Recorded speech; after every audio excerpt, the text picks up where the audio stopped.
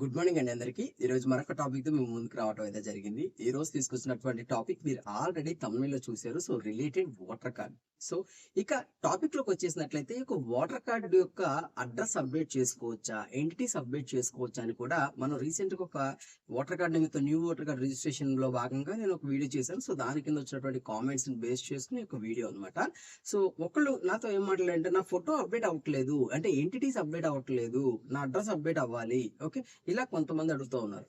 So ఇక్కడ అసలు applications తీసుకుంటుందా లేదా, లాస్ట్ డేట్ ఎప్పుడు అని చెప్పేసి ఇలా అడుగుతున్నారు. సో అఫీషియల్ అనౌన్స్మెంట్ వచ్చేసి ఏప్రిల్ 15th వరకు కూడా ఉందని చెప్పేసి మనకి what ever it may be the information అయితే మీతో నేను షేర్ చేసుకున్నాను. బట్ ఇక్కడ ఏంటంటే మీరు ఈ యొక్క వెబ్సైట్ లో 365 డేస్ ఎప్పుడైనా అప్లికేషన్స్ అయితే రిసీవ్ చేసుకుంటుంది. మీరు ఎన్నిసార్లు అప్లికేషన్ అంటే అప్లికేషన్ ఫామ్ మీరు సబ్మిట్ చేసుకుంటే ఓకే.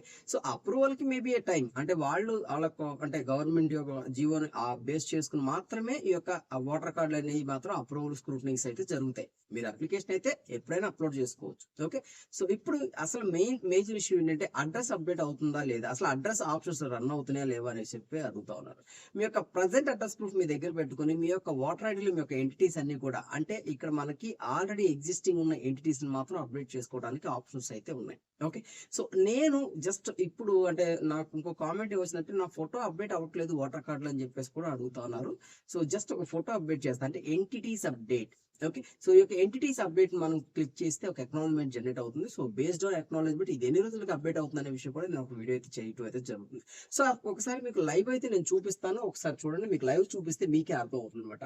సో పాయింట్ లోకి వచ్చేసినట్లయితే మీరు ఇక్కడ వచ్చేసేసి ఓటర్ ఈసీఐ ఒక అప్లికేషన్ ఏదైతే ఉందో వెబ్సైట్ అది ఓపెన్ చేసినట్లయితే ఈ విధంగా మనకి సెర్చ్ రిజల్ట్స్ వస్తాయి. సో ఈ యొక్క సెర్చ్ రిజల్ట్స్ మీరు ఓపెన్ చేసినట్లయితే హోమ్ పేజ్ అయితే మనకి ఓటర్స్ పోర్టల్ అనమాట. ఇది voter service portal. Okay, so ఇది మనకు ఓపెన్ అవుతుంది. సో ఇక్కడ పైన మీరు టాప్ కార్నర్ చూడండి సైన్ అప్, అదే విధంగా లాగిన్. మీకు ఆల్రెడీ చెప్పాను సైన్ అప్ ప్రొసీజర్. మీ యొక్క మొబైల్ నెంబర్ తో రిజిస్టర్ అయిపోండి. ఆల్రెడీ అకౌంట్ ఉంటే మీరు ఇక్కడ డైరెక్ట్ లాగిన్ అయిపోండి. సో లాగిన్ అయిపోయినట్లయితే మీకు ఒక ఓటీపీ అవుతుంది, 6 digits ఓటీపీ త్రూ.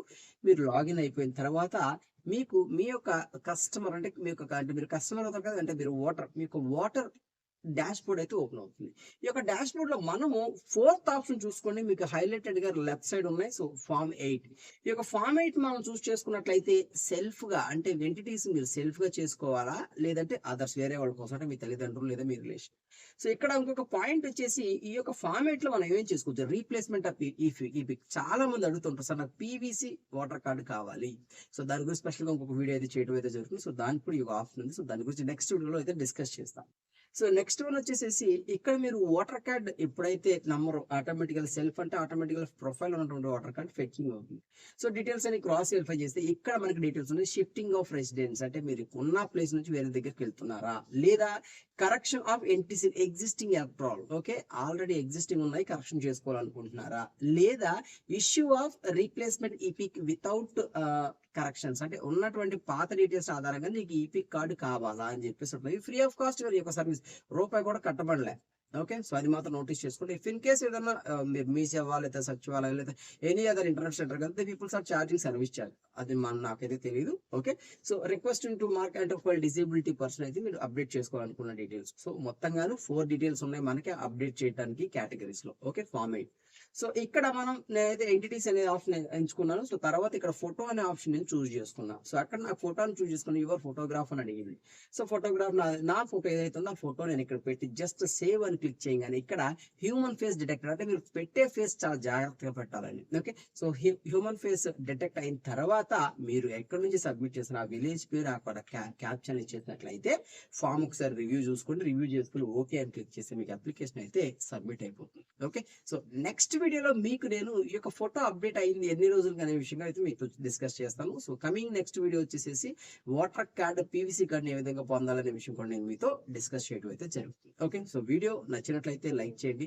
ఇలాంటి రెగ్యులర్ వీడియోస్ మీకు కావాలనుకుంటే మా ఛానల్ కి సబ్స్క్రైబ్ చేసుకోండి. మీకు అంటే మీరు మాకు నోటిఫికేషన్ మిస్ అవ్వకూడదు అనుకుంటే బెల్ ఐకాన్ క్లిక్ చేయండి. ఈ యొక్క టాపిక్ మోస్ట్ వాల్యుబుల్ టాపిక్ కాబట్టి సో మీకు కుదిరితే అంటే మీకు నాలెడ్జ్ వచ్చింది, మీ ఫ్రెండ్స్ కూడా నాలెడ్జ్ రావాలి అని అనుకుంటే ఈ వీడియోని షేర్ చేయండి. ఎనీహౌ థ్యాంక్ యూ అండి. Thank you very much.